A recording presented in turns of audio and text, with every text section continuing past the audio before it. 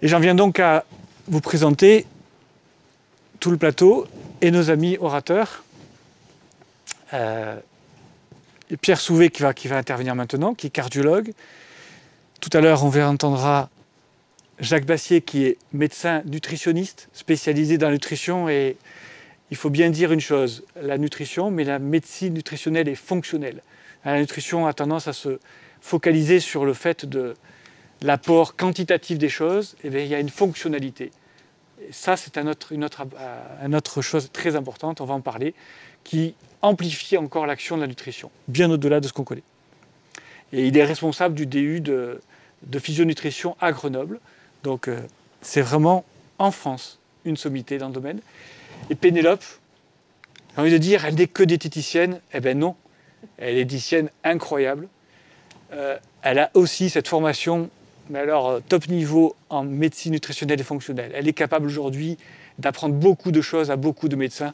Et Dieu sait que pendant notre cursus, nous avons tellement peu appris de choses sur l'alimentation qu'on va l'écouter. Alors là, elle parlera aujourd'hui de gestion du stress parce que c'est aussi une de ses casquettes et de ses capacités.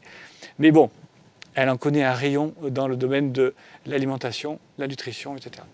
Et puis nous aurons nos autres orateurs qui sont, eux, pas avec nous physiquement parce que Covid oblige, c'est compliqué.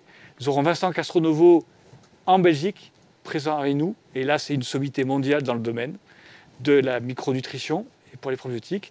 On aura Anne-Marie Roussel à Grenoble, elle aussi une sommité dans le domaine de la biochimie et elle, la micronutrition, co-responsable du DU de physionutrition à Grenoble. Et enfin, David Oer, qui lui sera au Canada. Donc là, on sera avec Pénélope.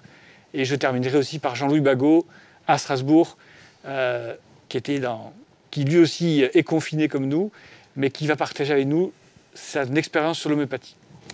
Alors on va écouter Pierre maintenant. Oui. On va, les questions-réponses, à partir de Pierre, on en parlera.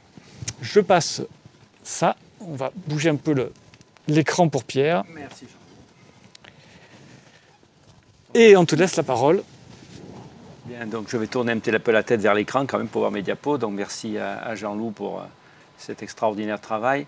Et donc moi je suis cardiologue. Alors qu'est-ce qu'un cardiologue vient à faire avec l'environnement et la santé? Eh bien c'est il y a une quinzaine d'années, là déjà maintenant, nous nous sommes dit on va arrêter d'avoir la vision que de l'organe. C'est-à-dire moi c'était le cœur, les vaisseaux, et avoir cette vision, on va avoir ce recul, cette vision globale de la santé de l'individu. C'est ce que fait Jean-Loup. D'ailleurs il est dans la création de l'ACEF, et on s'occupe de tous les sujets santé-environnement. Et nous sommes tous des professionnels santé bénévoles. Et donc c'est un gros travail, puisque le champ de la santé environnementale est énorme. Ça va de l'alimentation à ce que vous respirez, à la biodiversité, au climat. Enfin, un champ absolument énorme. Mais il fallait avoir conscience qu'il fallait une prise en charge globale de l'individu. Tout ça pourquoi? Pour faire de l'éducation. Et il y a une étude, par exemple, à Poitiers, chez les femmes enceintes, où on les éduque à savoir quels sont les produits perturbateurs endocriniens. Donc on va développer le pourquoi du comment. Est-ce que le fœtus, si les mamans sont éduquées, reçoivent moins de ces produits perturbateurs endocriniens qui peuvent altérer leur santé, leur future santé? Eh bien oui, quand elles sont éduquées, on a une diminution dans le fœtus de ces perturbateurs endocriniens.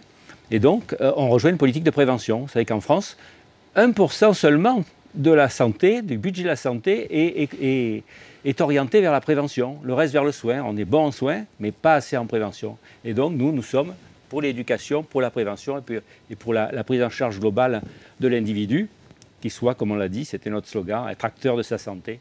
Puisque si nous sommes informés, nous pouvons être acteurs de notre santé. Alors, qu'est-ce que sont que les perturbateurs endocriniens? Est-ce que tu es sûr que ça marche? Oui. Donc, c'est un problème très complexe. Parce que vous allez voir, il y en a partout. On commence à en entendre parler, beaucoup d'articles sortent. Et vous allez voir qu'à la fin de l'exposé, peut-être vous vous demanderez ce que vous pouvez encore manger, ce que vous pouvez encore vous mettre sur la peau. Donc, vous ne pourrez pas empêcher d'être à zéro toxique, c'est impossible. Mais au moins, vous aurez la conscience qu'il faut changer quelques habitudes, parfois simples, et que vous pouvez du coup moins vous intoxiquer, entre guillemets, moins vous imprégner de ces produits qui n'ont rien à faire dans le corps, puisque pour la majorité des cas, ce sont des produits chimiques. qui sont juste là pour améliorer le process industriel de certains produits. Je vois que je commence à manquer beaucoup de cheveux. Hein. Donc, c'est les perturbations endocriniennes. C'est les perturbations de l'âge.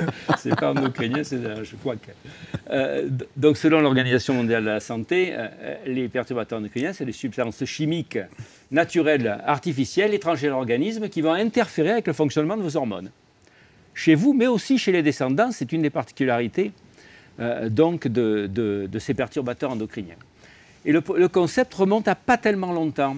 On a vu que, par exemple, des loutres en Angleterre disparaissaient parce qu'il y avait un empoisonnement avec un pesticide, la dieldrine, ou les phoques d'Europe de l'Ouest, les phoques de la mer Baltique, étaient intoxiqués au PCB et disparaissaient par des troubles de fertilité.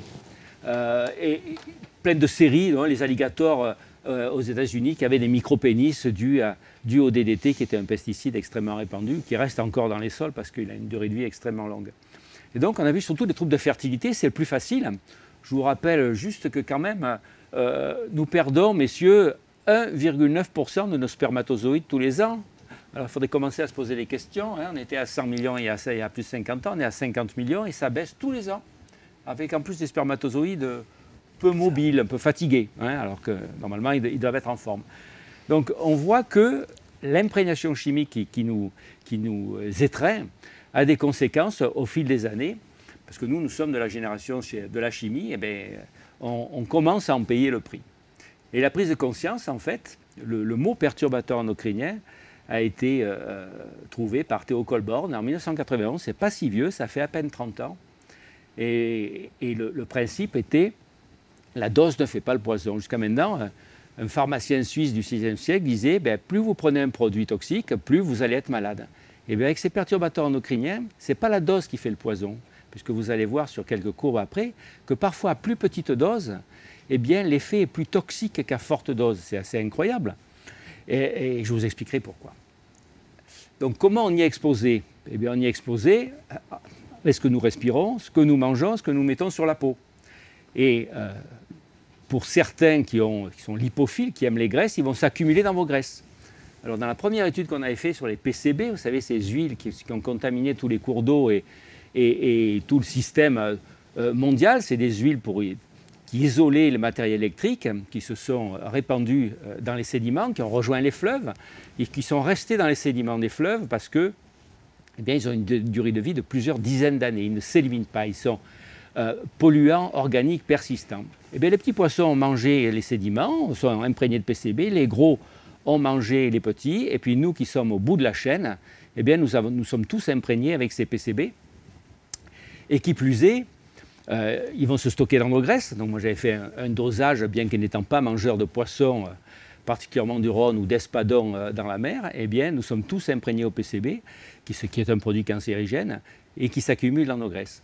Et donc, qui plus est, ces polluants, vous pouvez les transmettre à votre fœtus par le lait maternel notamment, ou le placenta, tout passe dans le fœtus, donc c'est un problème, j'allais dire, sur toutes les générations. Alors comment ils agissent? Ils peuvent imiter l'hormone, la bloquer ou perturber. Imiter comment? Eh bien, la cellule, il y a des serrures.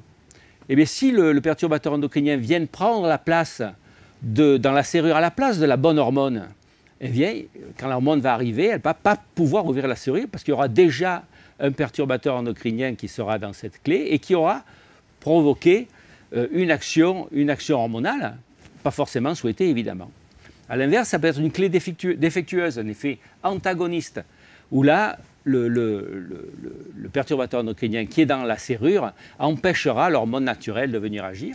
Et puis après, une perturbation à tous les stades en fait, au stade de la production, au stade de l'action, au stade de l'élimination, au stade du métabolisme, à tous les niveaux de l'action hormonale, le perturbateur endocrinien pourra mettre son grain de sel. Et là, donc, c'est l'exemple des stéroïdes qui sont transformés par un enzyme qui s'appelle l'aromatase en œstradiol. Vous savez que les œstrogènes sont générés à partir de la testostérone. Et donc, le perturbateur endocrinien pourra agir au niveau de cette enzyme, au niveau de l'élimination par les cytochromes P450 et au niveau des récepteurs. Donc, à tous les stades de l'action de l'hormone, ils pourront venir perturber cette hormone. Alors quand c'est une action voulue par le corps humain, naturelle, eh c'est positif, mais quand c'est une action qui n'est pas voulue, évidemment, ça peut avoir des effets négatifs. L'épigénétique, ça c'est extrêmement intéressant. L'épigénétique, c'est naturel. C'est un phénomène qui peut être naturel. Exemple, mesdames, vous avez 2 chromosomes X. Les 2 n'agissent pas en même temps. Il y en a un qui est bloqué. Alors, des fois, c'est une partie de l'un, une partie de l'autre. Ça veut dire que votre gène ne s'exprime pas complètement. Je prends aussi l'exemple des abeilles. Les abeilles ont toutes le gène de la reine. Mais au bout de 3 jours, elles sont nourries à la gelée royale, et puis une continue à être nourrie à la gelée royale. Et c'est cette abeille-là qui va devenir reine. Alors je ne sais pas pourquoi celle-là est choisie pour être nourrie à la gelée royale jusqu'au bout. Mais ce qui veut dire qu'elles ont toutes ce gène, mais que parfois le gène s'exprime ou ne s'exprime pas. Eh bien c'est le cas avec les perturbateurs endocriniens qui peuvent aussi perturber l'expression des gènes. Alors si c'est un gène suppresseur de tumeur, c'est quand même embêtant que son expression soit perturbée. Tu ne me démentiras pas, Jean-Loup. Et parce que normalement, nous sommes une machine bien organisée, et tout ce qui va la perturber, évidemment, peut être délétère. Exemple, ces fameuses souris agouties, par un déficit en vitamine B9, vous savez que pendant la grossesse, on supplémente en vitamine B9, eh bien, si ce gène émis est stimulé, et allumé, on va dire comme ça, le gène s'allume ou le gène s'éteint, eh bien, ça va provoquer des souris qui auront un pelage jaune au lieu d'avoir un pelage noir ou marron. Et en plus, elles deviendront obèses. Donc, par des phénomènes extragénétiques, c'est l'épigénétique, l'expression des gènes va être perturbée. Donc, c'est un phénomène extrêmement important. Et pourtant, votre code génétique reste le même. La perturbation endocrinienne, donc, met à mal la toxicologie actuelle. Actuellement, on vous dit, eh bien, vous avez un pesticide, eh bien, si vous ne mangez pas plus que la dose, une telle dose, vous ne risquez pas d'avoir des effets délétères pour votre santé. Chez le perturbateur endocrinien, évidemment, et en santé-environnement, le problème, c'est l'exposition chronique. Je ne mange pas que des betteraves intoxiquées par un seul pesticide. Je mange des tas de fruits, des tas de légumes, des tas de produits qui peuvent être contaminés par plein de pesticides. Et ensuite, je ne mange pas tous les jours la betterave. Donc, ce qui compte, c'est l'exposition chronique. Tous les jours, nous sommes exposés à ces produits. Vous verrez que l'imprégnation est journalière. Que chacun a une susceptibilité individuelle. Alors, on a des polymorphismes qui fait que on va avoir plus de lymphocytes tueurs et d'autres moins de lymphocytes tueurs. On a des polymorphismes génétiques particuliers. Les courbes ne sont pas monotones. Vous verrez que c'est quelque chose d'assez incroyable. L'ubiquité des perturbateurs endocriniens, je vous le montrerai, il y en a partout, tous les jours, nous en absorbons. Les fenêtres d'exposition sont extrêmement importantes, parce que si vous êtes dans le ventre de votre mère ou si vous êtes une mamie de 90 ans, on peut penser en effet que l'effet du biphénol, des perfluorés, enfin de tel ou tel perturbateur endocrinien ne sera pas forcément le même. Les effets peuvent être différés. C'est pour ça que la grossesse est particulièrement ciblée sur ces produits, parce qu'ils vont conditionner en fait, j'allais dire, mettre en ordre de marche, bien ou pas bien, le futur sanitaire des enfants, avec des périodes cibles, évidemment, qui sont les périodes hormonales, donc la grossesse, la petite enfance, la puberté notamment. Et des effets transgénérationnels, c'est un élément assez extraordinaire, ça peut être transmis à la descendance, notamment par des effets épigénétiques. Et donc voilà un exemple de courbe non monotone. Si tu as la souris, je montre. À gauche, c'est la toxicologie actuelle. Vous avez la réponse en ordonnée et la dose en abscisse. Eh bien, la réponse est la plus toxique si la dose augmente. En perturbation endocrinienne, c'est celui du milieu, si tu peux, la courbe en U inversée. C'est des cellules cancéreuses du sein d'ailleurs, soumises au biphénol A.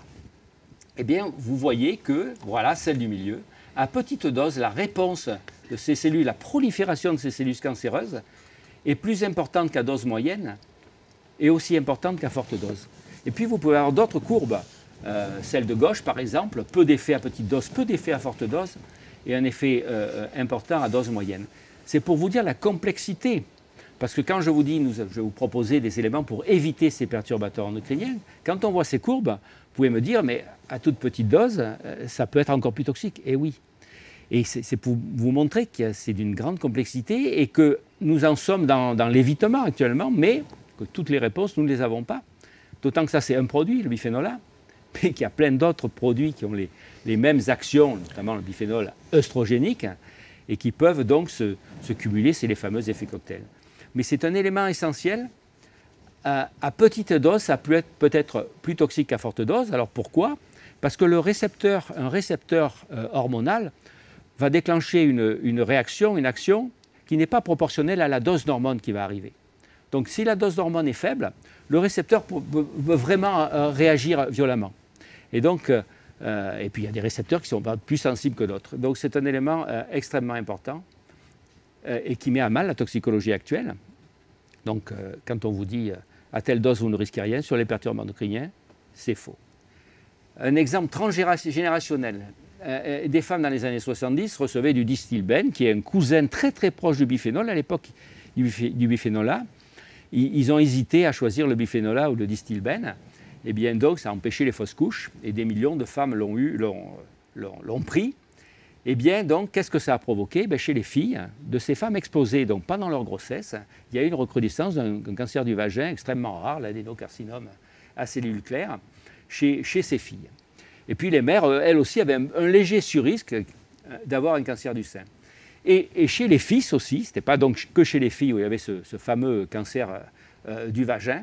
Chez les fils, il y a eu plus de cryptorchidie, d'hypostadias, vous savez, c'est des anomalies au niveau de l'appareil génital, et un risque de cancer du testicule qui était élevé.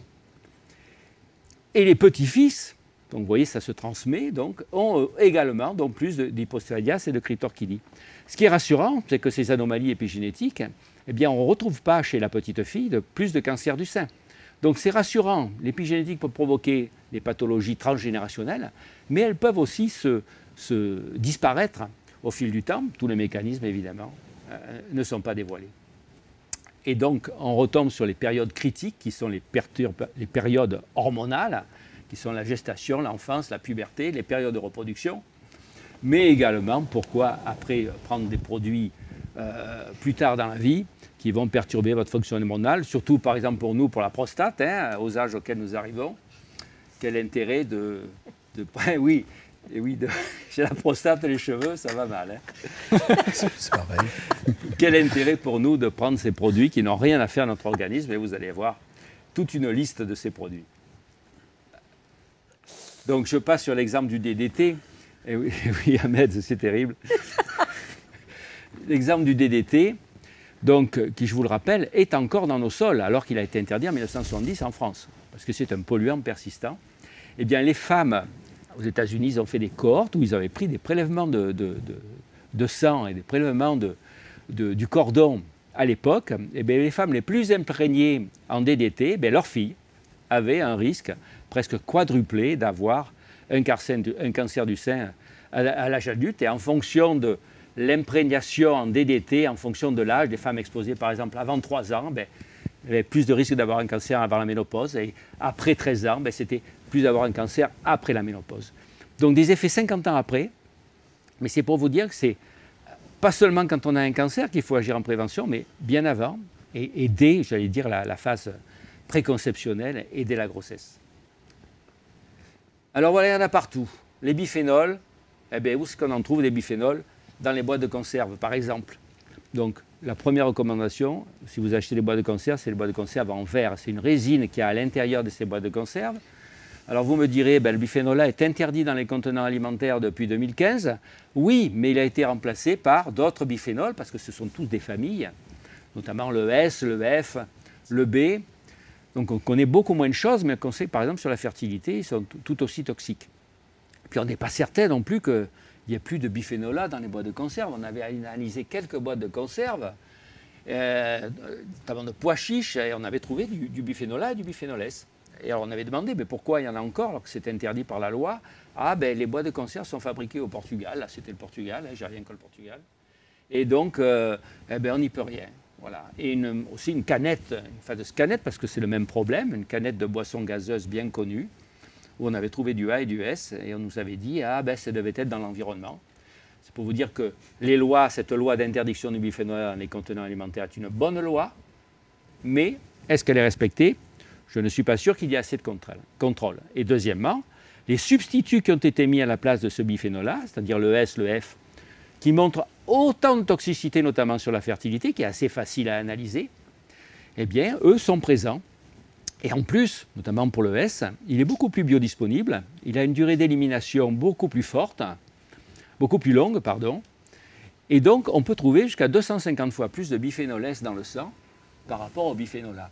Alors, ce n'est pas un critère que ce sera plus toxique, puisque vous avez vu ces courbes qui montrent que parfois, à petite dose, ça l'est tout autant, pour ajouter vraiment la difficulté de compréhension pour ces sujets. Les phtalates, c'est dans les plastiques, hein, les PVC, les éthers de glycol, c'est vos bombes, ou dans des shampoings, par exemple.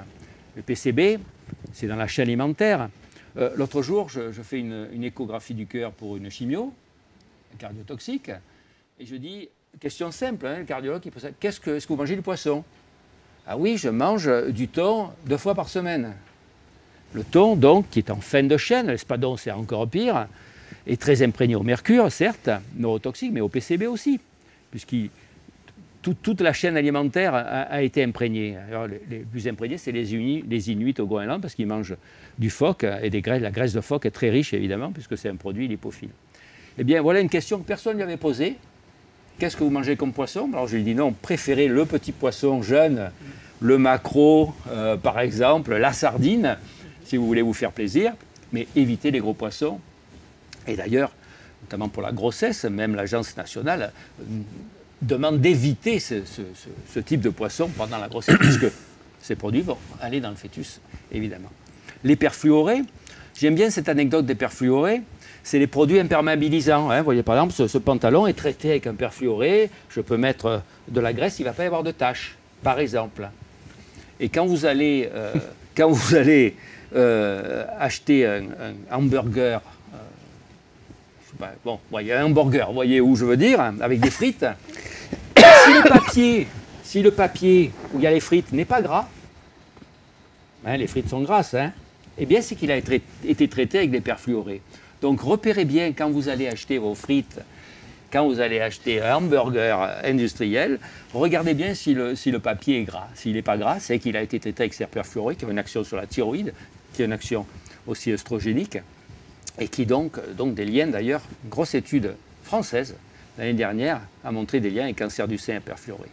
Les retardateurs de flamme bromée, ça ce sont dans les divans et les sièges comme ici par exemple, qui ont surtout une action sur la thyroïde. Et les pesticides bien évidemment. Tous les pesticides ne sont pas perturbateurs endocriniens, mais une grande partie. Ils ont des effets œstrogéniques. Et donc, évidemment, Bionutri-Net Santé la montée, je pense que vous allez en parler peut-être après, moins de risques quand on mange bio, c'est-à-dire plus de 50% d'aliments bio, surtout les fruits et les légumes, par rapport à ceux qui ne mangent pas bio, moins de risques d'avoir un cancer du sein, à peu près 25% notamment. Donc, très intéressant d'éviter les pesticides. Le mercure, plomb, eh bien, et cadmium, qui sont 3 métaux lourds, qui sont œstrogéniques, et le triclosan aussi, qu'on trouve dans les dentifrices. Donc des tas et des tas de produits qu'on trouve partout, dans votre jardin, hein, n'utilisez plus de pesticides à la maison ou d'insecticides, hein, dans l'alimentation, on va faire le tour, et dans plein d'autres produits. Est-ce que nous sommes tous imprégnés? D'après ce que je viens de vous dire, oui. Et alors, aux États-Unis, il y a une cohorte connue, la NANES, qui montre depuis 20 ans qu'en effet, tout le monde est imprégné à plusieurs phtalates, plusieurs biphénols, plusieurs pesticides. Et une étude française, entre 2014 et 2016, montre que, par exemple, en haut, biphénol A, biphénol S, eh bien 100% des gens, même les enfants, puisqu'il y a un effectif d'enfants entre 6 et 17 ans, 100% nous sommes imprégnés, en phtalate, 100% nous sommes imprégnés, en composés perfluorés, 100% nous sommes imprégnés.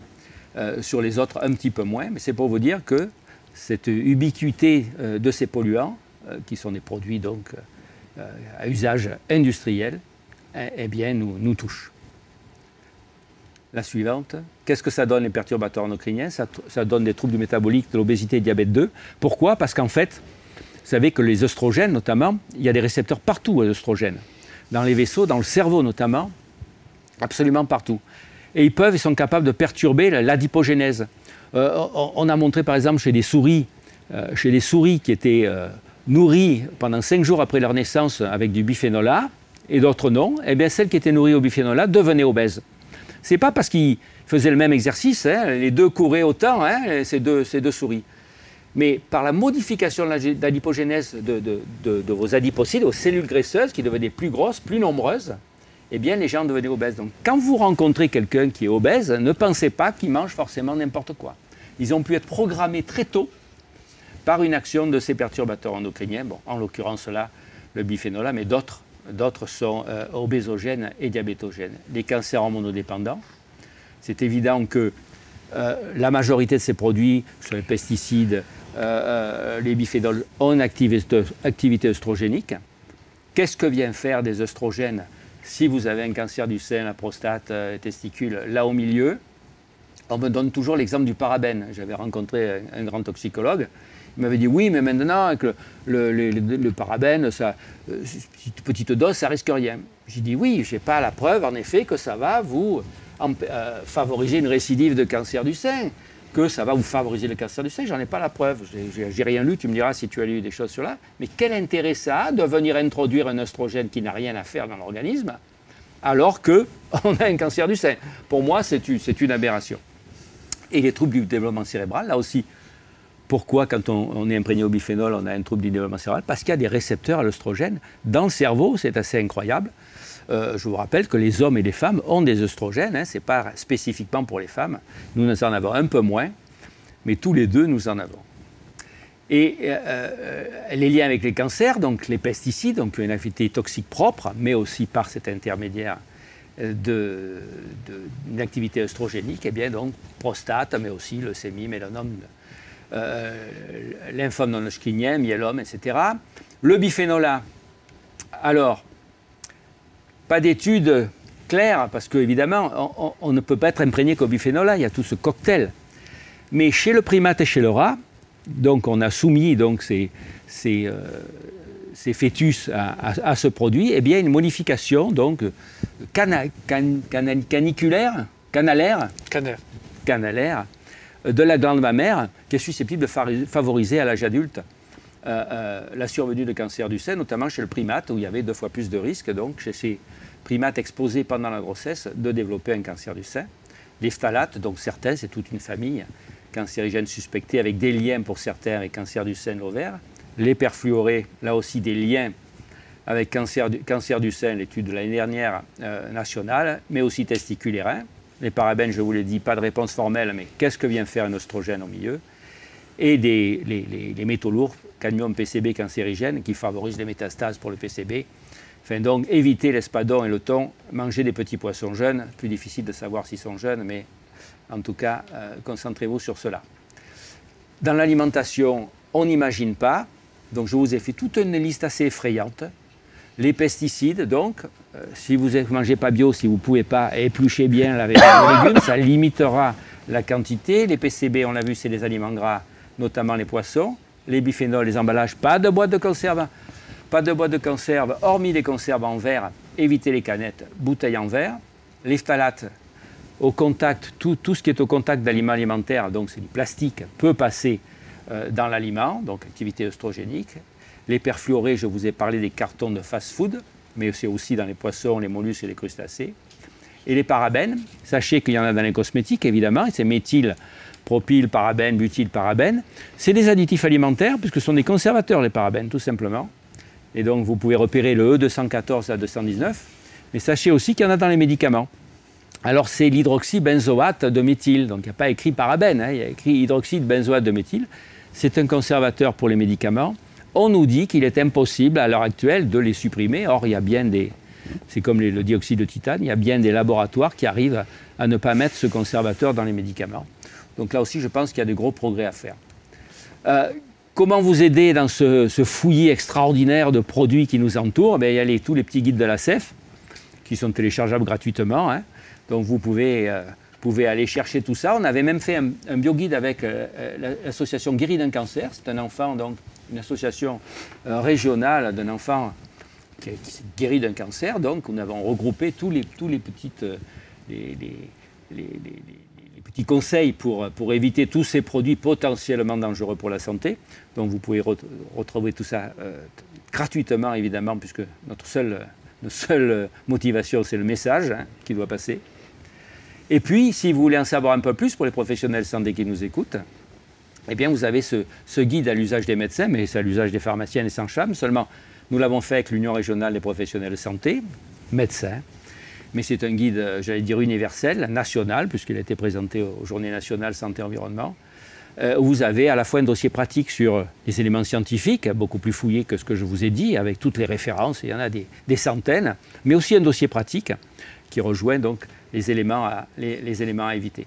Donc vous avez des outils à la fois pour le citoyen et à la fois pour le professionnel, dont vous pouvez vous inspirer pour limiter votre exposition, même si sans garantie absolue.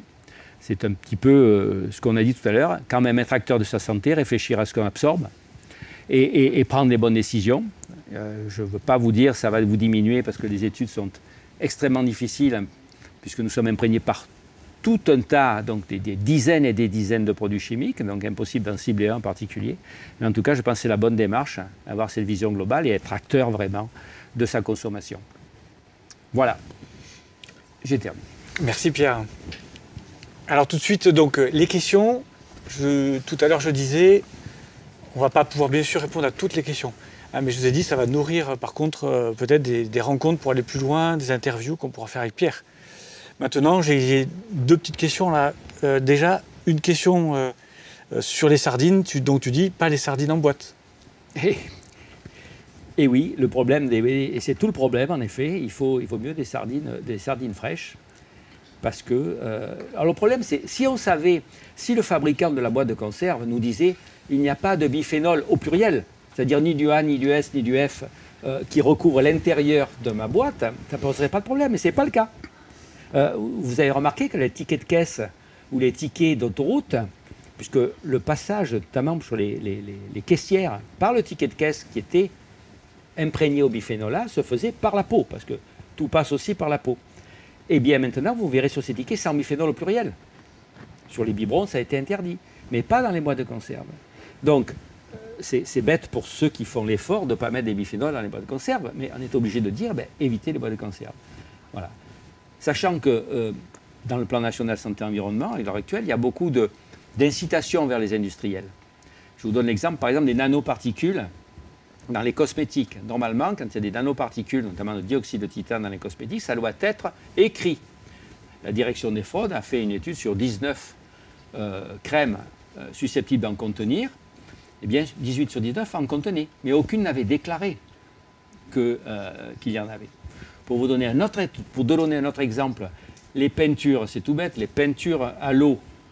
Vous savez, quand vous achetez, on vous demande de limiter les composés organiques volatiles, notamment le formaldéhyde qu'il y a dans les rejets de peinture qui est cancérigène.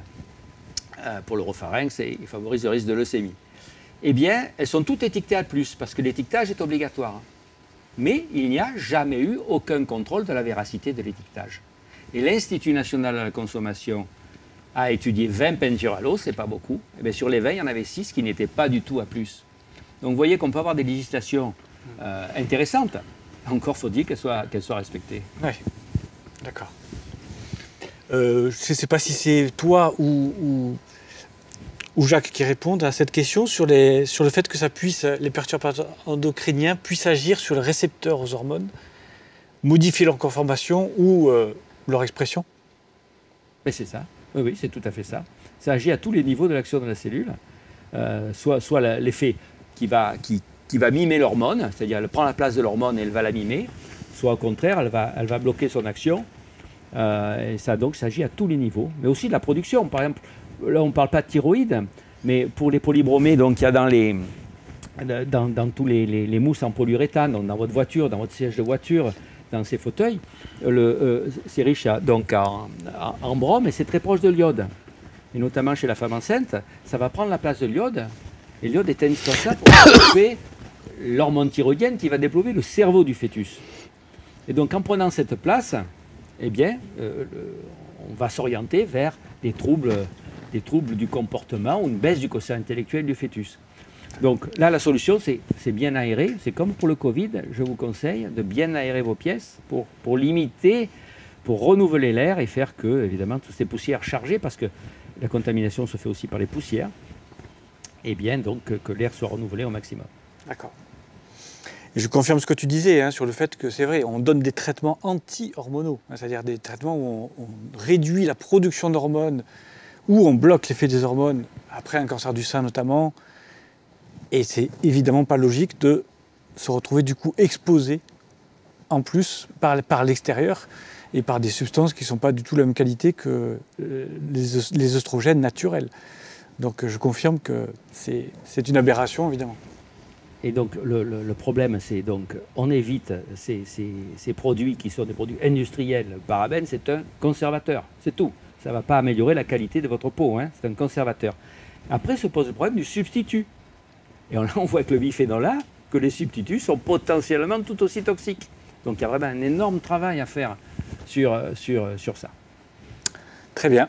Bon, on est conscient du boulot. En tout cas, je vous invite vraiment, l'association Santé Environnement France, le site internet, il regorge de petits guides intéressants, notamment chez la femme enceinte, mais pour tout le monde, pour les citoyens comme pour effectivement les professionnels de santé. Je vous invite à regarder. À regarder. Il y a une newsletter régulière aussi. Vous pouvez vous abonner. Et pour te dire que les jeunes poussent, l'Association nationale des étudiants en médecine de France, l'Association nationale des étudiants en pharmacie de France, l'intersyndicale des internes en médecine générale nous a demandé, vous vous rendez compte, comme on n'est pas formé à la fac, nous a demandé de les sensibiliser. Et donc nous travaillons avec eux maintenant pour leur faire passer ces messages. C'est pour vous dire que les futures générations de professionnels de santé sont beaucoup plus motivés, j'allais dire, que l'ancienne. Et ça fait plaisir. Belle nouvelle. Belle nouvelle.